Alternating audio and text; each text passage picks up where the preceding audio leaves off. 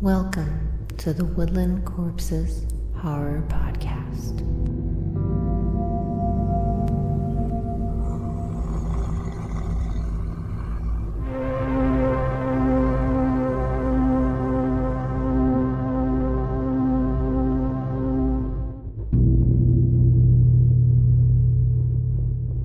Welcome to Woodland Corpses Horror Podcast. My name is McKenna, and I am here today with SM Hallow, author of the upcoming The Halls of the Dead, the gothic horror romance extravaganza. How you doing?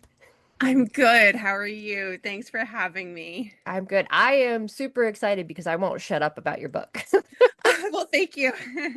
Um, it's one of those things where I'm like, all right, everybody needs to read it, and all my friends are like, will you please be quiet already? We get it. We're gonna get it. Okay. I appreciate it. Thank you.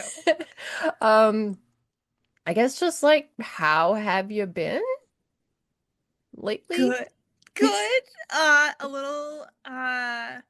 little stressed because I'm actively working on my second book right now. Typing like the wind as fast as my little fingers can go. Um, but also just kind of like trying to enjoy every moment of debut release Yeah. and also kind of feeling in disbelief because this has been the past 5 years of my life, and uh, on the 18th it's no longer just my life, it is also like out there. It is in the world. It is in the world, yeah. Which is Um, weird, it's really weird. yeah, I've heard that from a couple of people I've interviewed before. Um, that it's like I guess what it's once it's like no longer solely yours, once it becomes a part of the world, it's like this weird feeling. And I'm not an Yeah. author, but like, what does that feel like? Yeah, I think it's strange for me because I've been writing different versions of Irene since I was 14. So, I mean, not this book and not this story, but like the character has kind of grown and branched Yeah. into like, just kind of grown up with me. And I'm like, what do you mean that now she also is not just for me? She's, Yeah. for everybody. I have a feeling everybody is going to love Irene as much as you do, though. I So, hope so. I have questions for you. Some of them are my own, and then I've got questions from folks from Bookstagram that submitted questions for you. That would be great. They were super excited about this, so That's I'm really cool. I'm gonna start off with mine and then we'll get to theirs. So The Halls of the Dead is this fascinating combination of gothic horror and romance told through exquisite prose, heavy with the yearning and full of heart. You discussed previously online how the book came about in 2021 with COVID going on. Can you talk a little more about the inspiration behind the story and the characters of Irene, Agnes, and hold on, because like, is it Saint John or is it St. John? Okay. It's both. Okay. It's both because like this is a name. It is an English name, and the English name is pronounced Sinjin. But this is a character who has been alive for like 400 years, who is a saint, and picked the name because it allowed him to like acknowledge his sainthood while also completely flying under the radar in a time period when the name Sinjin was more common. So both are fine. Okay.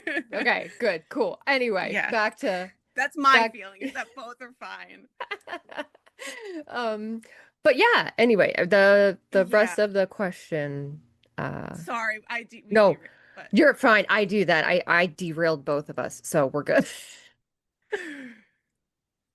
yeah, so 2021 and the years before were pretty tumultuous. I'll leave it at that. Um, but like personally, like in just my family, and like I mentioned this in the acknowledgments, like my mom knew 40 people who died from COVID or complications with COVID, like before there was a vaccine, before we knew anything that was going on, like everything shut down in March. And the obituaries in our local newspaper, it was just like once 40 names were in there that my mom knew, she just couldn't, she just stopped. Like she stopped checking. It was too much. Yeah. And I live with her, and what do you do with a grief like that? That's like, I mean, these weren't people I knew. These were people that she knew, or like not like best friends, but like people you just like know from being in a small town Yeah. all of your life, and figures who you maybe like went to school with or met at the grocery store and said hello, right? Yeah.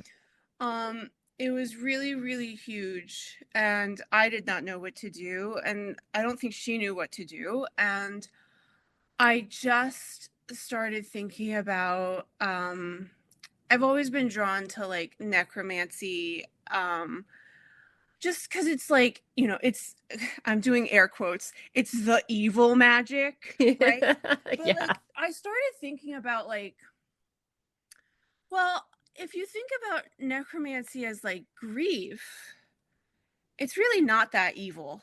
Like this is not an evil emotion to have. And I started thinking about like other epidemics. Uh it made me feel a little bit, epidemics, pandemics. It Yeah. made me feel a little bit better to know that like we have gone through this before as a society.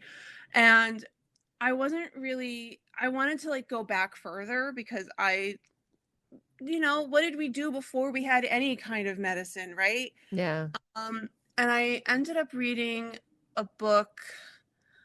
Uh, oh no, I know the name of this book. It is, I think. Let me just look it up real quick.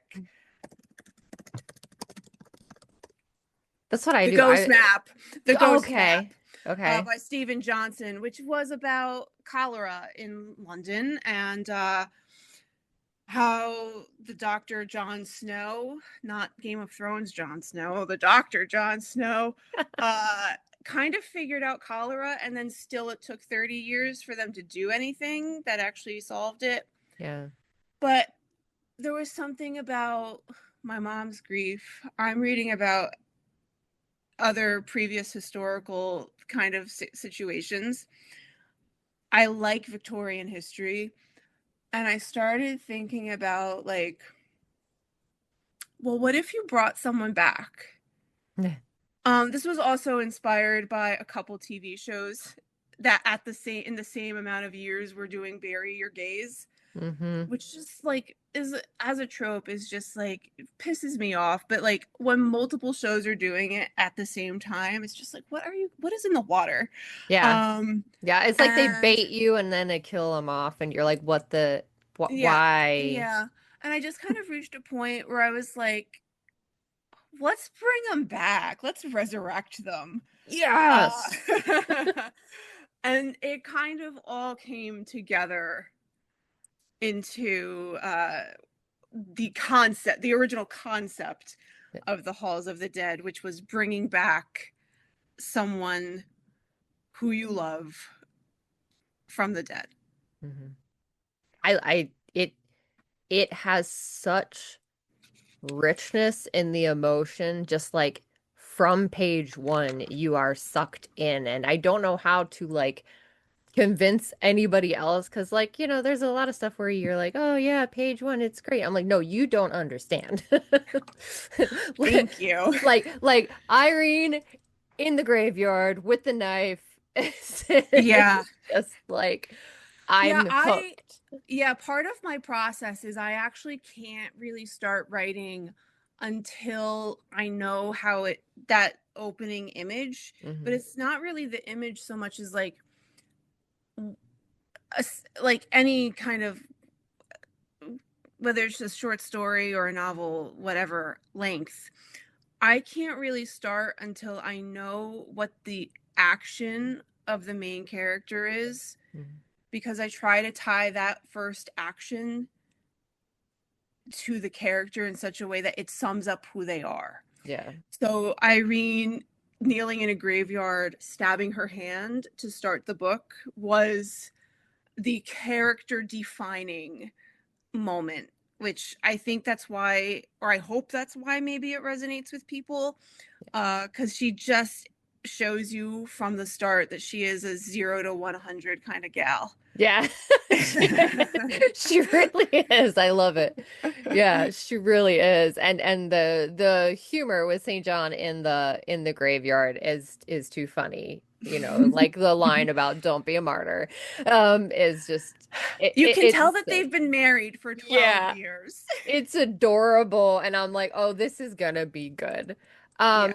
So like talking about the necromancy and the magic system, is there anything you drew on specifically to create the magic system that's in the book? Yeah, so I personally I really think that sometimes there's a lot of power in keeping things simple.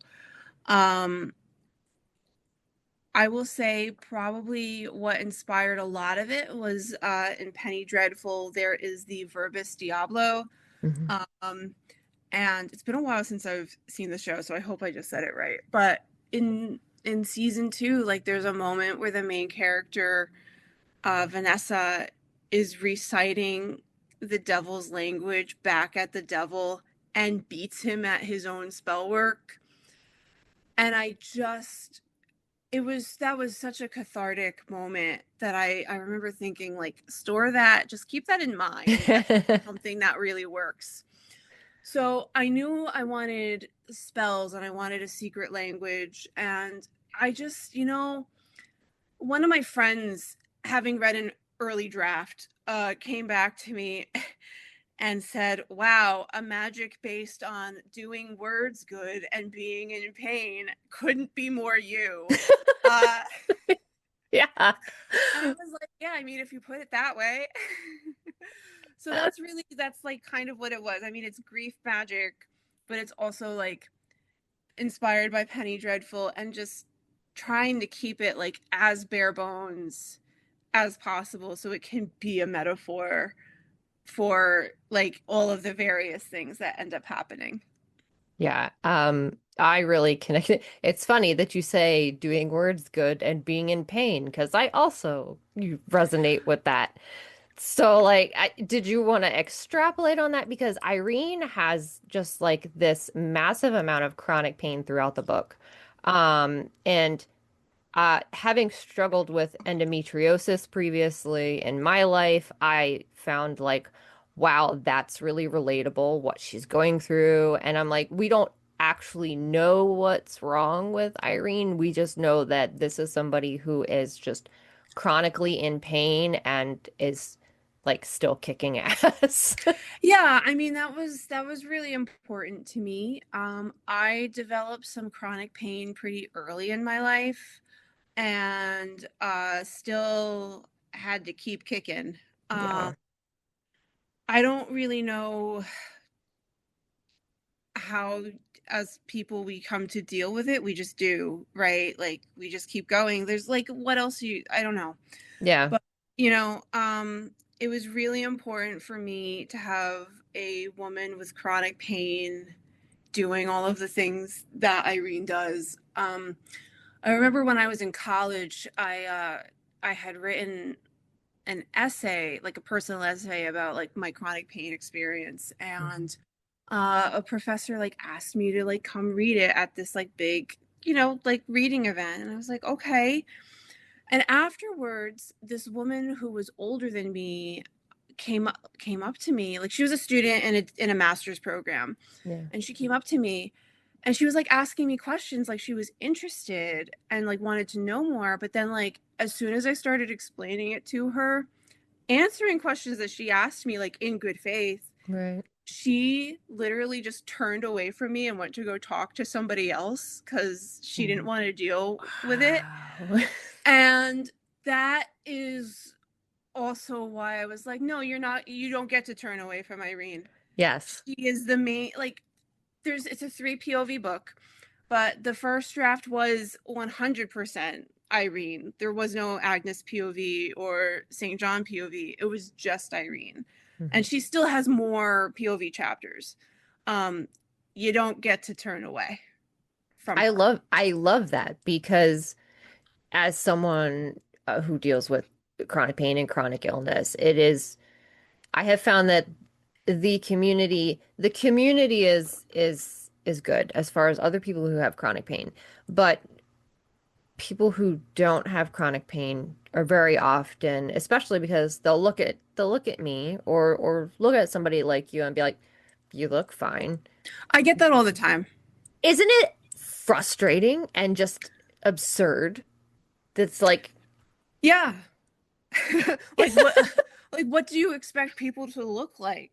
I I don't know. yeah, I it's very I love that you cannot turn away from Irene, and that is like a key part of the book is like, no, like, yes, she's doing all of these things, and you're going to see how she is suffering. And Yeah, yeah, yeah, and I've had a couple people ask me like, why did you have to like it was a little bit much to say how much pain she was in all the time, and I was like, I don't care. good, because that is That is life. kind of that is the point of her. Yeah, And also like it was really important to me that she was still experiencing chronic pain at the end of the novel. Like she has I won't spoil things, but like she is a little bit better by the end. yeah, I will say she has improved, but like she is not 100% like fine, yeah, it just you know. doesn't go It away. doesn't just happen like that. And I Yeah. think it was important also for me to portray a story where healing doesn't undo what Mhm. happened. It just maybe makes it a little bit easier to like go about your day. Yeah, I love that. Um, I'm getting off topic. Goodness gracious. So there's the diverse representation of the story with queer characters, polyamorous relationship. For me, that was exciting and important to see.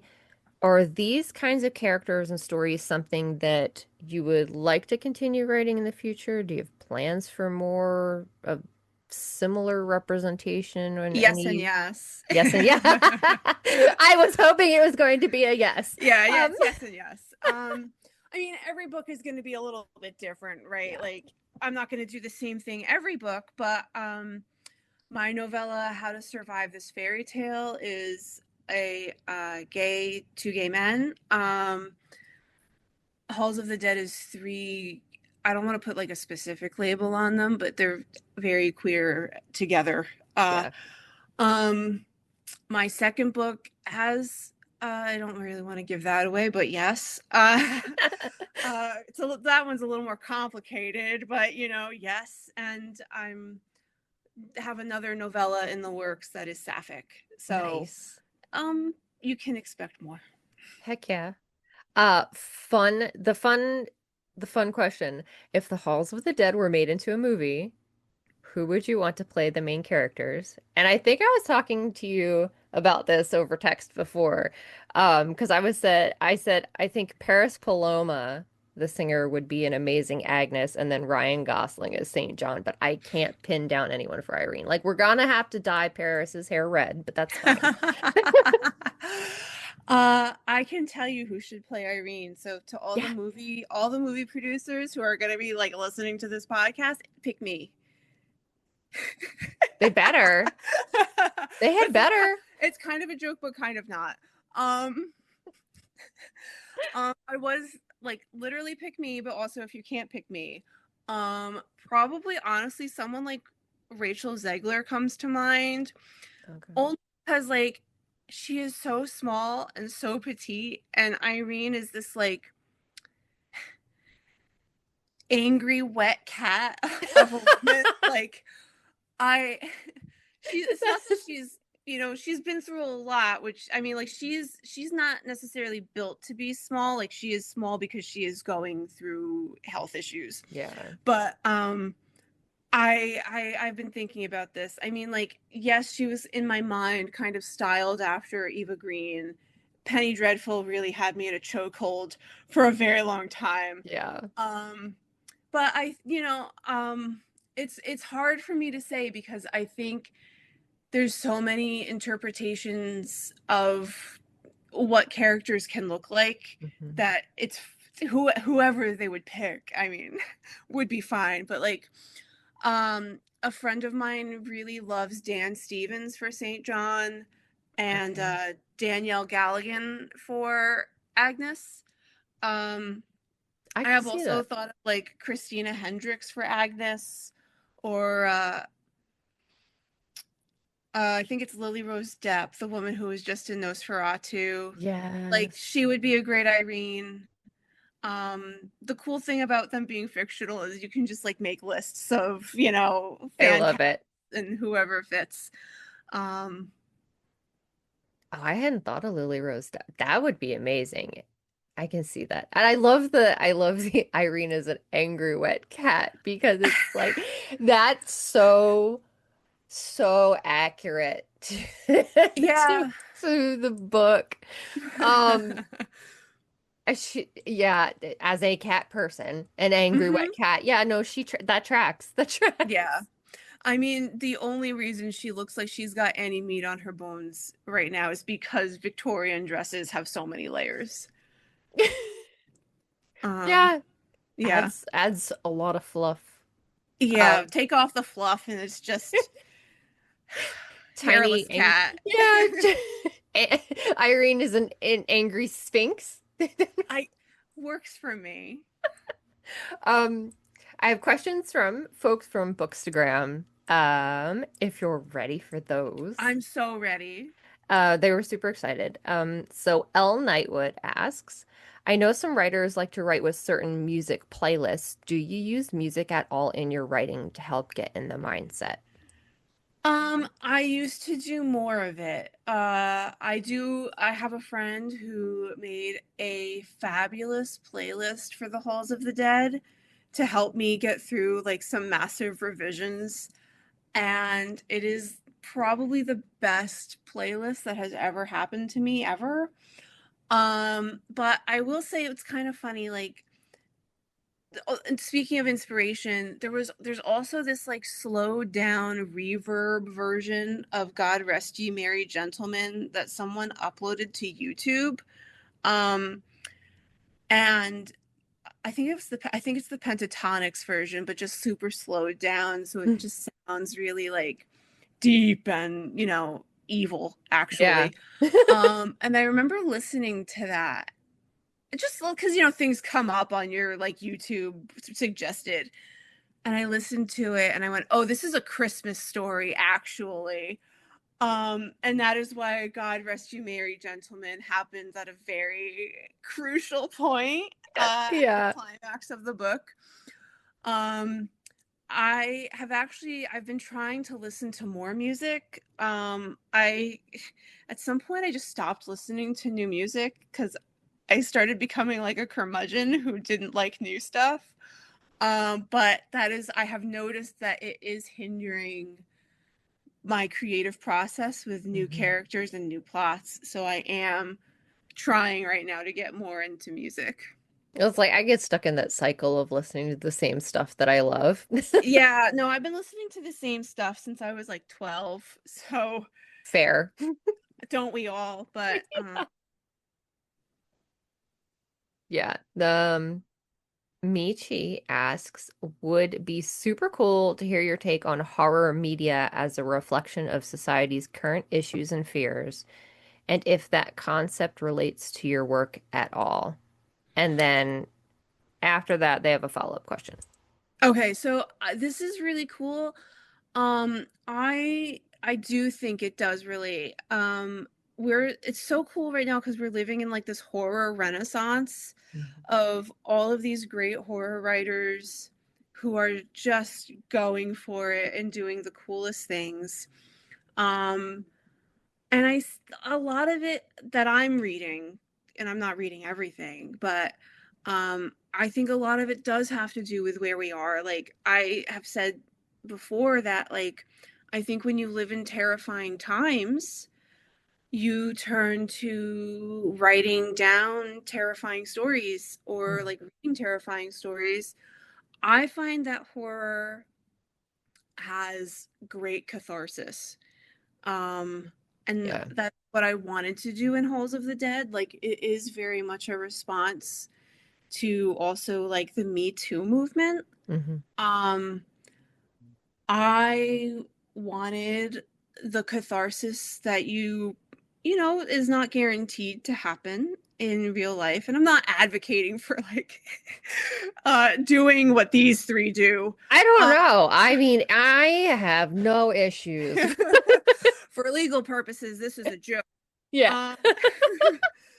Um, yeah, but like I do think horror is a place where you can explore and push boundaries and put your fears and your more complicated things that you are seeing happen in real life. And I do think that it can be a really great place to explore and have conversations and get a resolution. Yeah. Maybe not always catharsis, but a resolution. Yeah. And to me, sometimes reading horror is a comfort because it's less scary than what's going on in the current world, which Yeah, is, I mean, I also like the same with any kind of book, you know, there's an end. yeah, exactly. Yeah, like there's The a point, horror's end. there is a point where you get to the last page and you can shut the book and it's Yeah. over. Yeah. Um, And then you but the pick up whole, another one because you don't well, want to go back to the reality. yeah, I was gonna say the horrors persist once, you know, you close it, but But so do we. So do so we. do we. Michi also wanted to ask your favorite horror novels. This is really funny because so I will answer, but I do just want to say like uh it's really funny I'm writing horror because I never thought I was a horror enjoyer. Like I used to bounce off horror and be like, "Ew, that's scary. I don't want it." I was I was young and not cultured.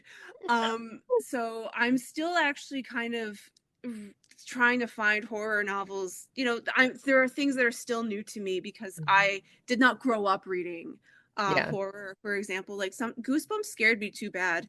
I was I was not even a Goosebumps kid. I wasn't Um, either, to be fair to all of the yeah. audience out there. The horror person was not the Goosebumps person.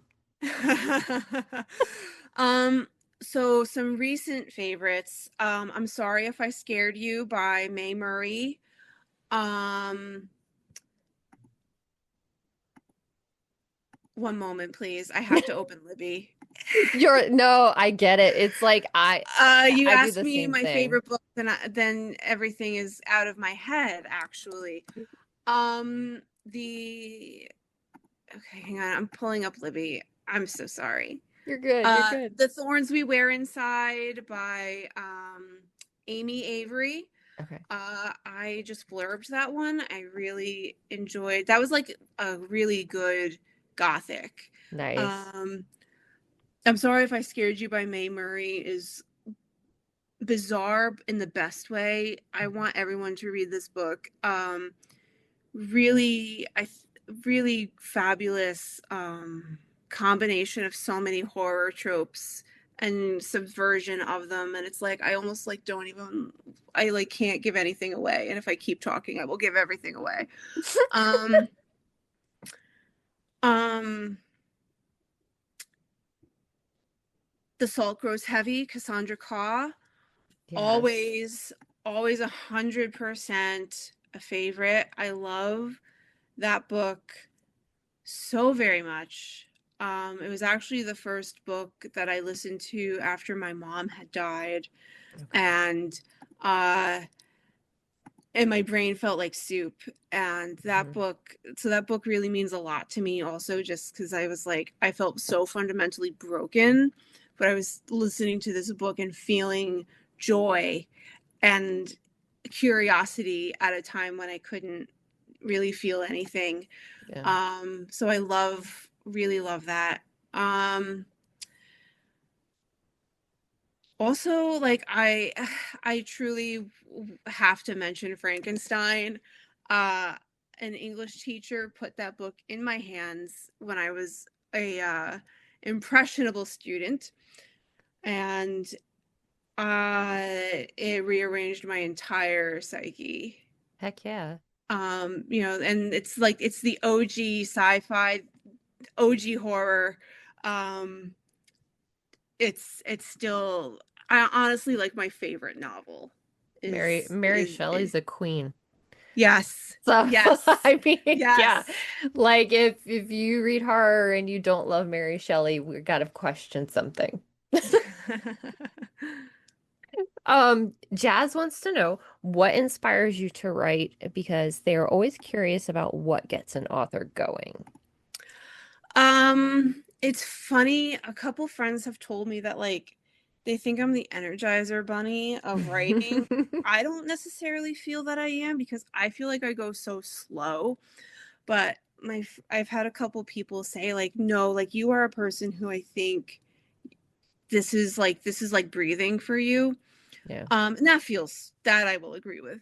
But inspiration usually comes to me with like I always love underdogs and outcasts, people who aren't the quote unquote, doing air quotes again, the main characters of the Yeah. society that they live in. So like Irene, Agnes, and St. John, the three of them are very much on the outskirts Mhm. of the world that they live in.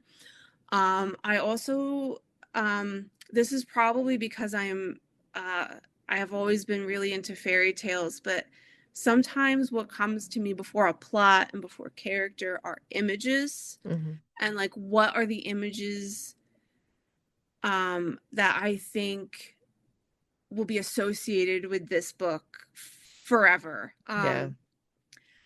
I think having key imagery for me um helps me then to move from like how am I going to thread this in and make it an actual like narrative tool that will like we always associate the Red Cloak and Red Riding Hood and the slipper as Cinderella.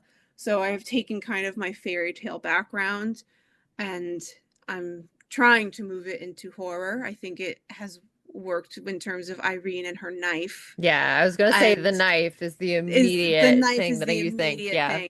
Yeah, and that is why it is the opening page and the opening action. Yeah. It It may all ties together. it makes sense. Sid wants to know, would you agree horror writing, well, you've already kind of touched on this, could be a healing tool, and if so, did writing this book offer healing catharsis for you? Yeah. Yeah, so I do think that writing horror can be catharsis. We kind of talked about this a little bit, but for me personally, like it did heal something in me. And it's kind of like this, I don't really know what to articulate to say that it did. Mhm. I do feel like a different person after having been through this book with these characters for the last 5 years. There were a couple times when I was doing past pages when I got to like the end of the novel and I did start choking up Yeah. because Irene, I mean, Agnes and St. John also, but Irene because I've been writing versions of her since I was 12, and Mhm. Irene because I the first draft started as just Irene telling the story. Um, Bringing her on this journey to the place where her story ends as a character who has chronic pain and keeps going and who gets a happy ending. I don't mind saying that there's an HEA because this Yeah. is it is kind of a romance. So I don't think HEA is a spoiler. No, no, no. Um Yeah. um Getting her from where she starts to where she ends did something in me. And she got me through COVID. She got me through a lot of grief.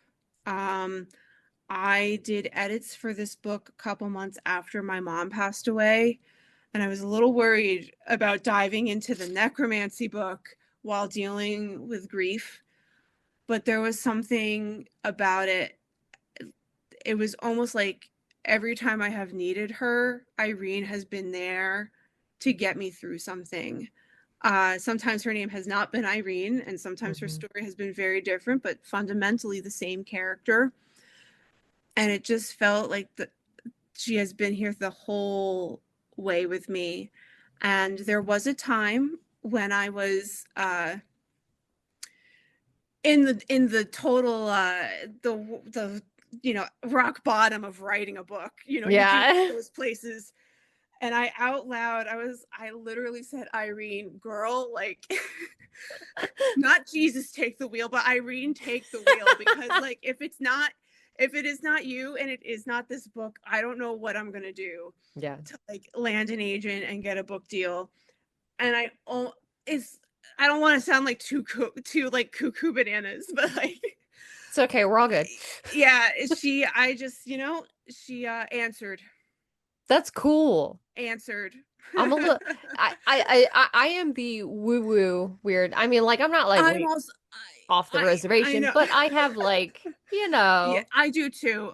yeah. I did consider putting Irene and Agnes and St. John in my acknowledgments I did not in the end, but feel like I should have. So I am putting it here now. There you go.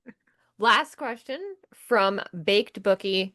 I'm always curious about an author's process, so you've kind of talked about this, but they wanted to know if you have rituals around your writing. Do you write on the go or favor a specific place?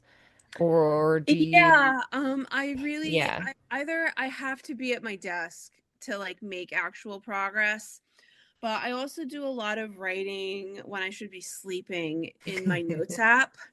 There's something about the notes app because there's no page count, there's no word Hmm. count. I can't see what I'm doing other than the words on the page. And when I get really stuck, notes app comes in clutch to like kind of remove the pressure. Um, there isn't really a specific time. Like, my life has changed so much in the past year that I've had to kind of adapt, and just if I have time, I'm writing and I have to like do it. Sometimes I'll make a cup of tea, set aside an hour, put on one song to get me in the mood, like the song that encapsulates the book, Hmm. and then like off we go, because it's just at this point it's kind of just getting it done. Yeah. Yeah, because you just got to get through it somehow, and you're like, all right, got to sit down and go. Yeah. Yeah. Yeah. So slowly running out of time or quickly running out of time, but what what is on the horizon for you next following Halls of the Dead? More gothic horror, more gothic horror romance, Yes. more fairy tale uh stories, um and hoping to get in more into fantasy, gothic fantasy Nice. horror. So that is it's always hard to say what's next, because I'll give an answer and then actually like an idea will like barrel into my mind to be like, no, I'm next. Yeah. So I kind of can't commit, but you can expect more gothic romances, more body horror, more disabled or chronic pain characters with that, like the same sort of thing from Halls, and just new people Nice. and new settings and new stories. So today is the 16th. The Halls of the Yes. Dead is releasing on the 18th. Yes. Yeah. Um, where can everybody find it? Where can they find you? uh Halls of the Dead should be in any store that sells books. You can go online also. Any indie local bookstore that you have, you can ask them to order the Halls of the Dead. You can go to your library and ask them to order the Halls of the Dead. Or you can go to Barnes and Noble or Amazon, whatever you want to do. Um, Online, my website is www dot no, not two dots, smhallow.com. We get Yeah, it. I'm sorry. Good, you're good. Most active on Instagram, where I am at smhallow inc. That's INK, not INC. I am not incorporated. No, because you're all about the ink and the Yeah, writing. exactly. Yes. This has Yeah. been awesome. I'm really excited. And it's been a pleasure, and I hope to have you back for the next journey. Thank you so much. Thank you. I have a deadline for that next journey, which I gotta meet. So we'll see. Wait. When is the deadline? September 30th. Oh boy. Okay. So that's what I mean. I'm writing like the wind. Little fingers are tippy tapping on the keyboard. Heck yeah. I won't keep you any longer. So that we can have another amazing gothic masterpiece. Thank you very much. Thank you for having me. Thank you. Take it All easy. right. Bye bye. Bye.